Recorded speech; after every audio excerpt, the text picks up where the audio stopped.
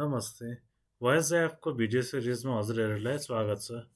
योभन्दा अगाडिको दुईवटा भिडियोहरूमा मैले टिचर्स रेस्टुरेन्टको लागि लगइन र आफ्नो इन्स्टिट्युटहरू कसरी एक्सेस गर्ने भनेर सिकाएको छु।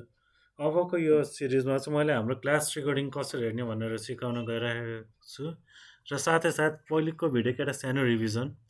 हजुरहरूलाई भोइसमा एकाउन्ट क्रिएट गरिसकेपछि कुनै पनि क्लासरुम जोइन गर्नु पर्यो भने जोइन क्लासरुमको बटनमा क्लिक गरेर हाम्रो हाम्रो भन्नाले पनि कुनै पनि इन्स्टिट्युटहरूको जुनको क्लासरुम हजुरले जोइन गर्नुपर्नेछ उहाँको क्लासरुम आइडी यहाँनिर इन्सर्ट गर्नुहोस् र जोइन गर्नुहोस् सेन्ड रिक्वेस्टबाट।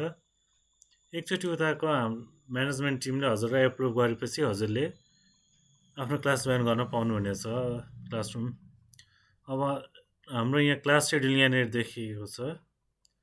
अब यो भिडियोमा चाहिँ मैले हाम्रो क्लास रेकर्डिङ कसरी हेर्न जाने भनेर सिक्न गइरहेको छौँ। त्यसको लागि पास सेक्सनमा आउने त्यसपछि आफ्नो क्लास सेलेक्ट गर्ने हजुरले कुनको बेलाको हेर्नुपर्ने हो। जस्तै कि हाम्रो हिजोको एक्चुअल क्लासेस चाहिँ 6:15 to 8:10 भएको थियो भने बाँकीको तलको 3टा क्लास डेमो क्लासेस छ, त्यसले गर्दा त्यसभित्र केही पनि छैन।